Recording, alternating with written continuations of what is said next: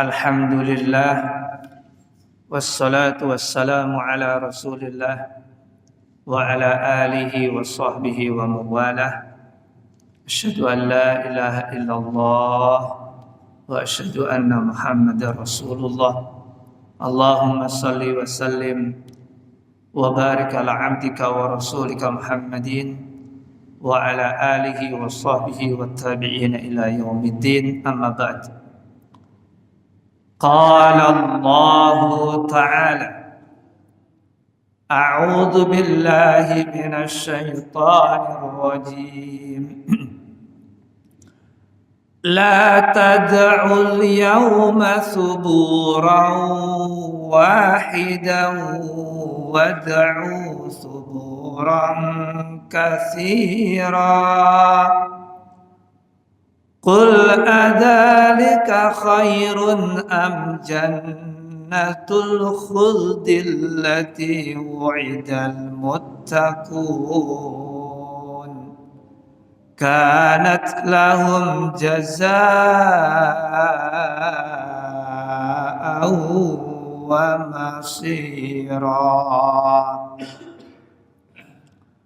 Jamaah sekalian, pagi ini kita masuk ayat 14 dan ayat 15.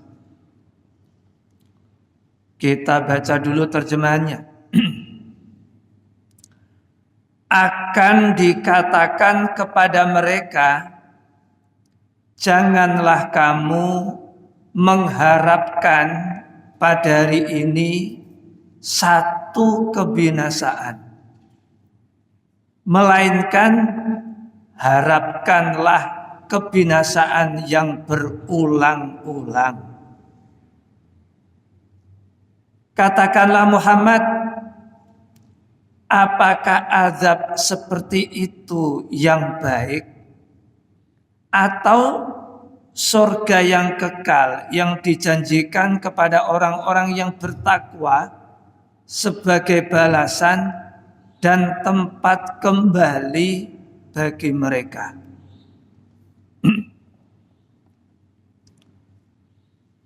Jamaah sekalian, inilah dua ayat. Mudah-mudahan keduanya bisa kita rampungkan. Jamaah sekalian, pada ayat sebelumnya kita sudah mempelajari bahwa Allah mengingatkan ketika penduduk neraka itu sudah dilemparkan ke dalam neraka, ditempatkan di tempat yang sempit, mereka terbelenggu, maka mereka akan berteriak di sana, minta kebinasaan. Jadi kemarin sudah kita sampaikan, aneh memang kehidupan orang kafir itu. Ketika masih di dunia, berupaya agar hidup selamanya, tidak mau mati, menghindari kematian dengan segala cara. Tetapi sekalinya masuk di neraka, pingin mati. Sementara di neraka, la yamutu fiha wa la yahya. Mereka tidak mati, tidak hidup. Bahkan di dalam ayat yang lain itu disebutkan, kullama nadijat juluduhum badalnahum juludan ghairaha liyadzuqul adzab. Kalau hancur kulitnya, dengan serta-merta kulit yang baru akan muncul. Dan begitu terus. Tujuannya, kata Allah, liyadzuqul adzab, agar mereka merasakan siksa. Nah, ketika mereka berteriak, celakalah aku, mereka berteriak, mati sajalah aku, hancurlah aku, dikatakan, la tad'ul yauma suburan wahida. Ngapain kamu teriak-teriak begitu? Tidak sepantasnya hari ini kamu minta kehancuran cuman sekali. Wad'u suburan katsira. Mestinya kamu itu minta terus. Minta kehancuran terus. Jadi penduduk neraka berteriak supaya hancur, supaya binasa, supaya cepat mati. Tetapi oleh Allah, kamu gak cukup cuman minta sekali. Mintalah berkali-kali. Sebentar, ayo kita terangkan apa artinya ini. Jadi jamaah sekalian, maksudnya begini. Orang kafir itu berpikir bahwa ketika mati sudah selesai urusannya. Orang kafir berpikir ketika nanti di neraka sudah binasa, selesai penderitaannya. Padahal tidak begitu. Karena di neraka tidak mati, tidak hidup. Merasakan azab dan siksa untuk selamanya. Makanya ditegur, kalau kamu cuma minta sekali, gak cukup. Artinya, mintalah berkali-kali. Minta berkali-kali itu pun kamu tidak akan dikabulkan. Apalagi cuma sekali. Dan jamaah sekalian, kalau kita mau berpikir, pola pikir penduduk neraka itu terkadang sudah menimpa orang masih hidup di dunia.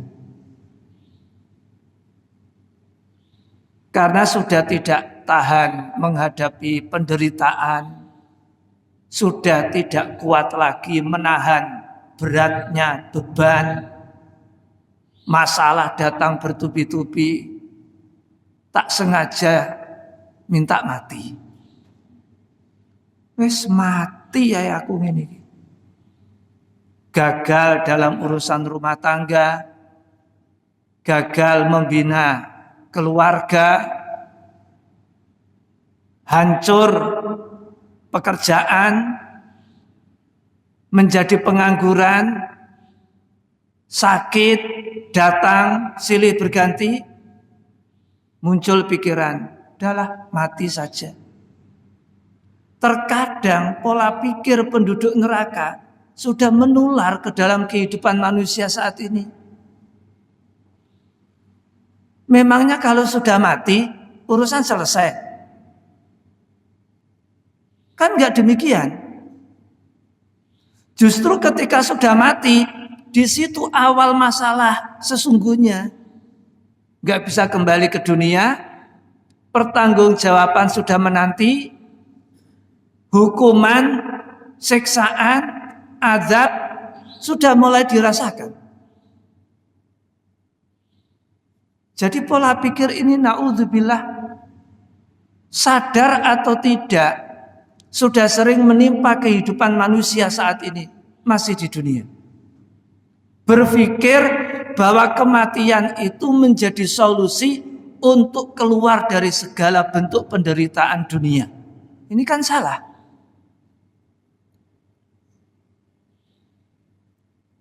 Tak jarang remaja, masih remaja, hanya gara-gara putus cinta berpikir ingin mengakhiri kehidupannya.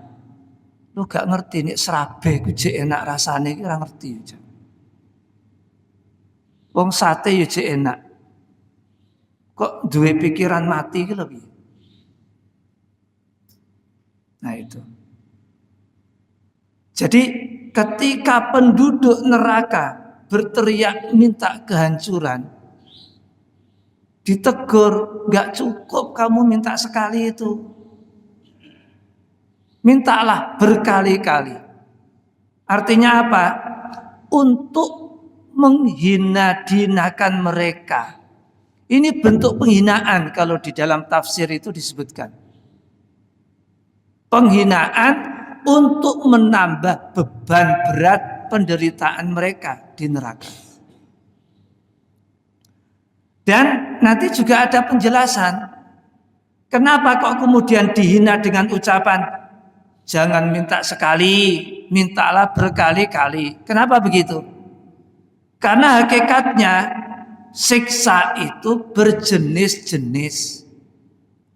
Azab itu beraneka ragam. Bukan cuma satu jenis, bukan satu ragam. Berjenis-jenis, beragam-ragam. Jadi setiap jenis siksa membawa penderitaan. Setiap jenis azab membawa penderitaan. Jadi penderitaan neraka itu bertubi-tubi, tiada henti selamanya.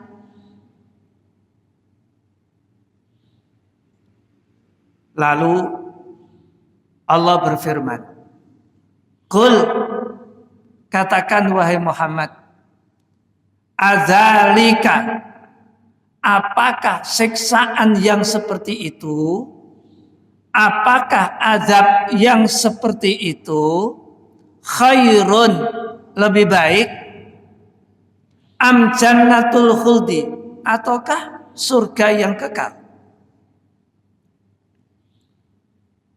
Jamaah sekalian, ini kan sebenarnya pertanyaan retoris.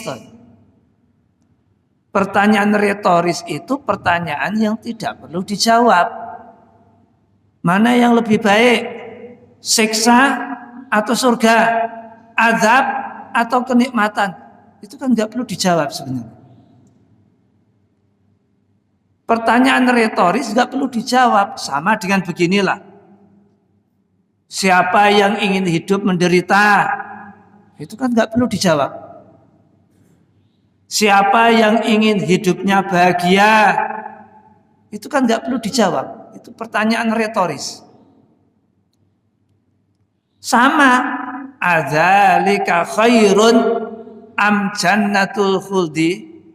Muhammad, sampaikan, apakah siksa yang sedemikian rupa itu lebih baik daripada surga yang kekal? Nggak perlu dijawab. Nah, dari sini sebenarnya kita kalau renungkan, ini kan sifatnya pertanyaan ya. Mana yang lebih baik? Siksa neraka atau kenikmatan surga? Itu kan pilihan berarti. Jadi kalau kemudian konsep ini diaplikasikan dalam kehidupan dunia, lah memang hidup itu pilihan. Memilih yang fana atau yang kekal abadi. Jamaah sekalian, kalau mau kita jujur, seringkali hidup ini tanpa arah tujuan. Atau mungkin kita punya tujuan, tetapi salah tujuan kita. Mungkin kita punya arah, tetapi salah arah kita. Bagaimana itu terjadi? Seringkali sesuatu yang sementara kita jadikan tujuan. Seringkali yang bersifat fana kita jadikan sebagai tujuan. Ini yang salah dalam kehidupan kita. Kekayaan dijadikan tujuan. Jabatan dan kedudukan dijadikan tujuan. Kaya dijadikan tujuan. Kesenangan dijadikan tujuan. Itu yang salah. Kita seringkali tidak bisa membedakan mana sarana dan mana tujuan hidup.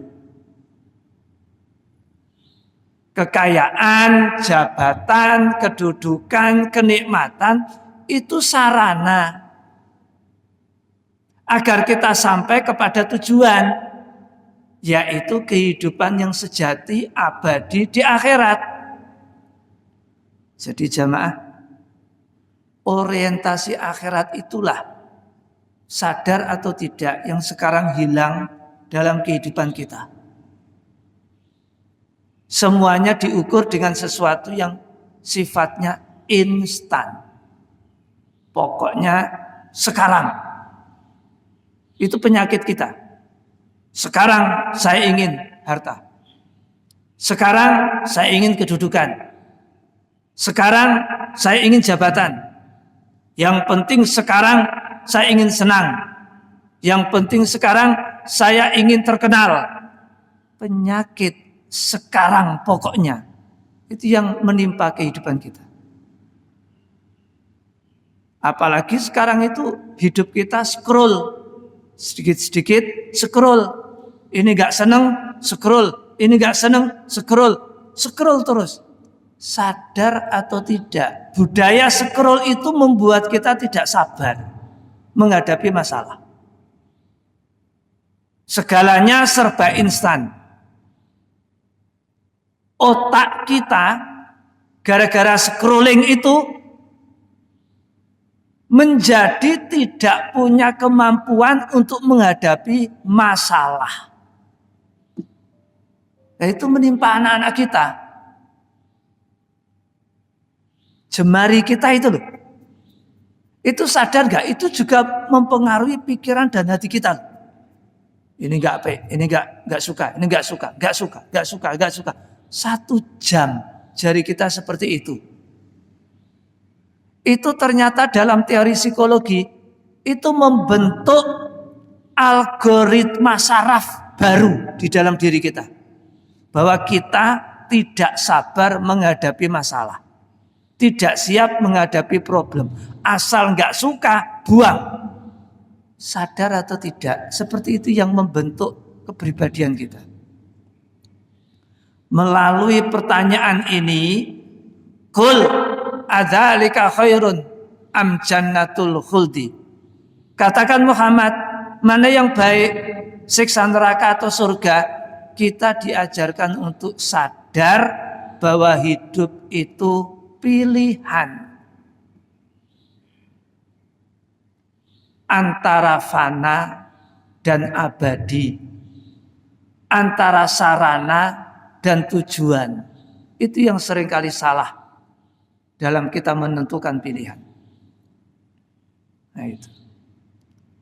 Dan dalam ayat ini Allah tidak hanya menyebut surga, ditambahi jannatul khuldi, surga yang kekal. Ini ingin memperkuat bahwa orang yang beriman tidak boleh salah arah dalam menjalani kehidupan.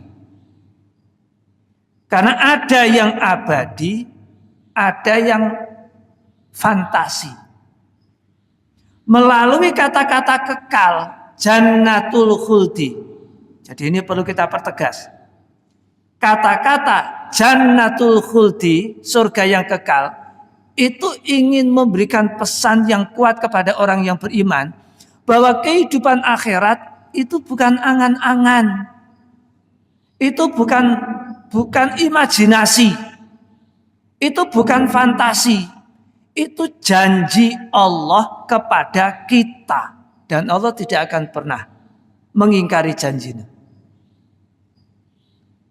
Jadi kehidupan akhirat tidak perlu diragukan.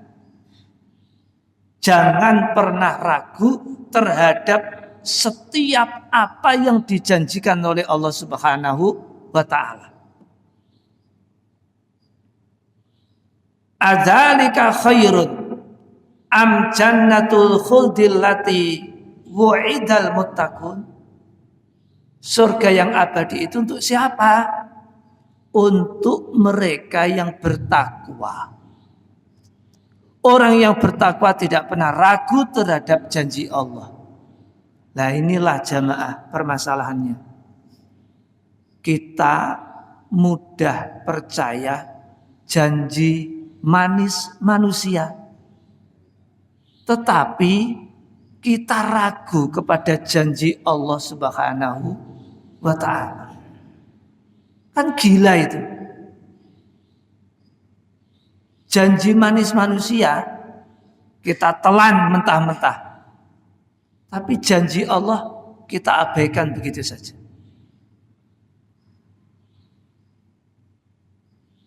Am jannatul khuldil lati wu'idal muttaqun. Orang yang bertakwa dijanjikan untuk mereka surga yang kekal. Kanat lahum jazaa'aw wa masira. Itu adalah balasan untuk mereka dan itu adalah tempat kembali untuk mereka. Kita tambah sedikit. Di sini ada kata balasan, ada tempat kembali. Artinya apa? Allah tidak zalim. Sekecil apapun kebaikan akan ada balasannya. Lalu Allah menyebutkan tempat kembali. Itu kalau kita renungkan para rawuh jamaah sekalian. Kalau kata balasan dan kembali itu kita renungkan, itu kita mestinya harus paham begini. Semua yang kita dapatkan di dunia itu baru balasan sementara, bukan akhir, karena bukan tempat kembali itu. Kenikmatan yang kita rasakan di dunia, kekayaan, jabatan, kedudukan, popularitas, itu balasan sementara di dunia, belum tempat kembali. Akhirnya belum akhir itu. Kalau dalam teori psikologi, kita mengenal istilah long term thinking dan short term thinking. Ada long term thinking, ada short term thinking. Berpikir panjang, berpikir pendek. Siapapun yang berpikir pendek cuman mengejar kekayaan, kedudukan, jabatan, kesenangan, kepuasan sementara di dunia. Tapi bagi mereka yang berpikir long term thinking, berpikir panjang, tidak berhenti di hal-hal yang bersifat fana itu.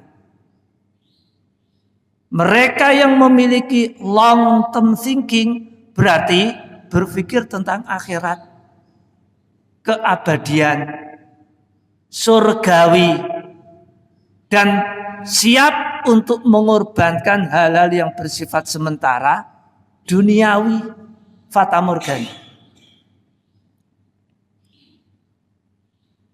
Ini menjadi bahan renungan bagi kita. Selama kita masih hidup, masih berpikir, dan masih punya pilihan, jangan sampai salah arah dalam menjalani kehidupan. Mudah-mudahan kita selalu mendapat bimbingan, hidayah, dan taufiknya sehingga tidak salah pilih dan salah arah dalam menjalani kehidupan. Wa qur rabbighfir warham wa anta khairur rahimin.